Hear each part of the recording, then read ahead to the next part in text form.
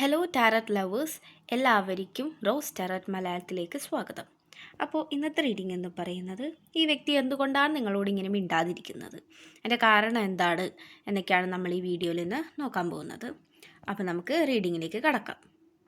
അപ്പോൾ ആദ്യം തന്നെ പറയട്ടെ, ഈ വ്യക്തിയുമായിട്ട് നിങ്ങൾക്കൊരു ലോങ് ഡിസ്റ്റൻസ് റിലേഷൻഷിപ്പ് ആയിരിക്കാം ഉണ്ടായിട്ടുണ്ടായിരുന്നത് മുന്നേ. അപ്പോൾ നിങ്ങൾ തമ്മിൽ പ്രശ്നങ്ങളൊക്കെ ഉണ്ടായിട്ടുണ്ടാകും. കാരണം ലോങ് ഡിസ്റ്റൻസ് റിലേഷൻഷിപ്പ് എന്ന് പറഞ്ഞിട്ടുണ്ടെങ്കിൽ അതിൻ്റെ ഇടയിൽ കുറച്ച് പ്രശ്നങ്ങളൊക്കെ വരാനായിട്ട് ചാൻസ് ഉണ്ട്. ഓക്കെ, അപ്പോൾ അങ്ങനെയൊക്കെ പ്രശ്നങ്ങൾ വന്നു തുടങ്ങിയപ്പോഴത്തേക്കും ഈ വ്യക്തി തന്നെ നിങ്ങളോട് ബ്രേക്കപ്പ് പറഞ്ഞ് പോയിട്ട് ഉണ്ടാവാം. അപ്പോൾ ഒരു സാഹചര്യത്തിൽ ഇവർ നിങ്ങളിലേക്ക് തന്നെ തിരിച്ചു വരേണ്ട ഒരു സാഹചര്യം ഉണ്ടായിട്ടുണ്ട്. അതായത് ഇവർ നിങ്ങൾ താമസിക്കുന്ന സിറ്റിയിലോ ടൗണിലോ അങ്ങനെ വന്നിട്ടുണ്ടാവാം അവർ. അപ്പോൾ നിങ്ങളെ വീണ്ടും കണ്ടപ്പോൾ പഴയ കാര്യങ്ങളൊക്കെ ഓർമ്മ വന്നു. ഇവർക്ക് നിങ്ങളോട് ഇനി അകന്നിരിക്കാനായിട്ട് സാധിക്കില്ല എന്നുള്ളൊരു സിറ്റുവേഷൻ ഇവർക്ക് വന്നിട്ടുണ്ടായിരുന്നു. അപ്പോൾ വീണ്ടും നിങ്ങൾ ഈ പേഴ്സണ് ഒരു ചാൻസ് കൂടി കൊടുത്ത് വീണ്ടും നിങ്ങൾ പ്രണയത്തിലായിട്ടുണ്ടാവും. അങ്ങനെയായിരിക്കാം നിങ്ങൾക്ക് പിന്നെയും ഒരു റീയൂണിയൻ സംഭവിച്ചിട്ടുണ്ടാവുക. പക്ഷേ ഇവർക്ക് സ്റ്റിൽ ഇപ്പോഴും ഇവർ കൺഫ്യൂസ്ഡ് സ്റ്റേറ്റിലാണുള്ളത്. നിങ്ങളെ തന്നെ ചൂസ് ചെയ്യണോ, ഇനി വേറെ ആരെങ്കിലും ഇനി ഇവരുടെ ലൈഫിലേക്ക് ഇനി വരുമോ, അങ്ങനത്തെ കുറേ ഡൗട്ടുകൾ ഇവർക്ക് ഉണ്ട്. നിങ്ങൾ മൂവ് ഓൺ ആയിട്ട് കൊണ്ടിരിക്കുന്ന ടൈമിലായിരിക്കാം ഇവർ വീണ്ടും വന്നിട്ട് നിങ്ങളോട് ഒരു ചാൻസും കൂടി ചോദിച്ചിട്ടുണ്ടാവുക. അപ്പോൾ നിങ്ങൾക്ക് വലിയ താല്പര്യം ഉണ്ടായിട്ടുണ്ടാവില്ലായിരിക്കാം. പക്ഷേ ഈ വ്യക്തിയോടുള്ള ഒരു ഇഷ്ടം കൊണ്ട് നിങ്ങൾ വീണ്ടും ഒരു ചാൻസ് കൊടുത്തതായിട്ടാണ് ഇവിടെ കാണുന്നത്. ഓക്കെ, അങ്ങനെയുള്ള ഒരു എനർജിയാണ് നമുക്കിവിടെ കിട്ടുന്നത്. യൂണിയൻ സംഭവിച്ചു, നിങ്ങൾ വീണ്ടും ലവേഴ്സായി.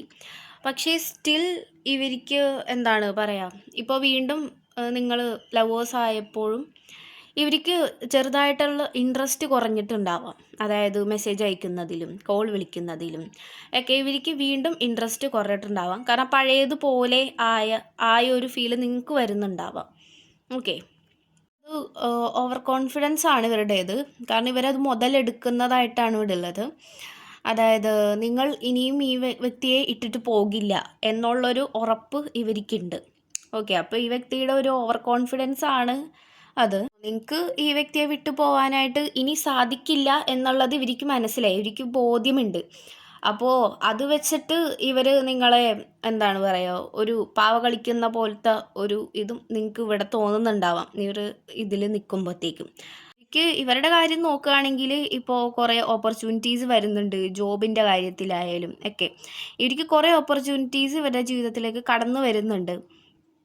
പക്ഷേ സ്റ്റിൽ നിങ്ങളുടെ കാര്യത്തിൽ ഇപ്പോഴും ഇവർക്കൊരു എന്താ പറയുക, ഒരു തീരുമാനം പൂർണ്ണമായിട്ട് ഇവർക്ക് എടുക്കാൻ സാധിക്കുന്നില്ല എന്നുള്ളതാണ്.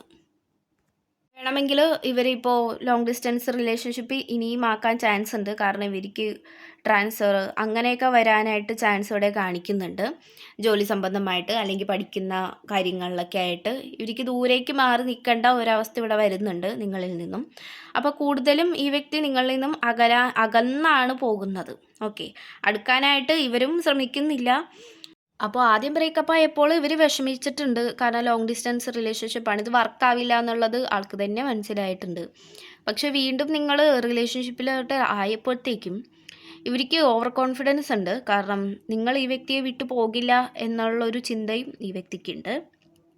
പക്ഷെ അതങ്ങനെയല്ല. നിങ്ങളിപ്പോൾ ഉണ്ടായിട്ടുള്ളത് ഒരു മിസ്യൂസിങ് സ്റ്റേറ്റിലായിരിക്കാം. അതായത് ഈ വ്യക്തി നിങ്ങളുടെ ഫീലിങ്സ് വെച്ച് കളിക്കുന്നു എന്നുള്ളത് നിങ്ങൾക്കും മനസ്സിലാവുന്നുണ്ട്. പക്ഷെ നിങ്ങളത് മൈൻഡ് ചെയ്യാതെ വിടുന്നുണ്ട്. കാരണം ഈ വ്യക്തിയോടുള്ള സ്നേഹം കൊണ്ട് മാത്രം. പക്ഷെ ഇവരോടത് നിങ്ങൾ തുറന്ന് സംസാരിക്കേണ്ടതുണ്ട്. തുറന്നുള്ള സംസാരം ഇവിടെ കാണുന്നില്ല. കാരണം ഈ വ്യക്തി ഇൻട്രസ്റ്റ് കാണിക്കുന്നുണ്ടാവില്ലായിരിക്കാം നിങ്ങളിൽ. അപ്പോൾ നിങ്ങളും കുറച്ച് അകന്ന് വരുന്നുണ്ടാവാം. പക്ഷെ ഒരു കോൺവെർസേഷൻ നടത്തി കഴിഞ്ഞിട്ടുണ്ടെങ്കിൽ തന്നെ പകുതിയോളം പ്രശ്നങ്ങൾ നിങ്ങളുടെ ഇടയിലുള്ളത് മാറും.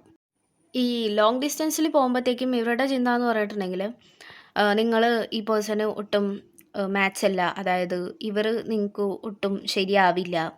നിങ്ങളുടെ ജീവിതം ഈ വ്യക്തി ഇയാൾ കാരണം ഇനി നശിപ്പിച്ച് കളയും. അങ്ങനത്തെ ചിന്തകളൊക്കെയാണ് ഇവർക്ക് വരുന്നത്.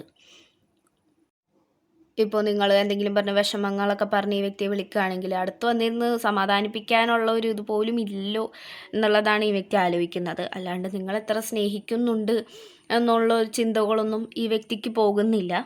പകരം ഇങ്ങനെയൊക്കെയാണ് ഇവർ ചിന്തിക്കുന്നത്. ഇപ്പോൾ ഈ വ്യക്തി നിങ്ങളിൽ നിന്നും ഒരു അകൽച്ച പാലിച്ച് നിൽക്കുന്നുണ്ടാവാം. എന്താണ് സംഭവിക്കുന്നതെന്ന് അവർക്ക് തന്നെ അറിയില്ല. ഓക്കെ.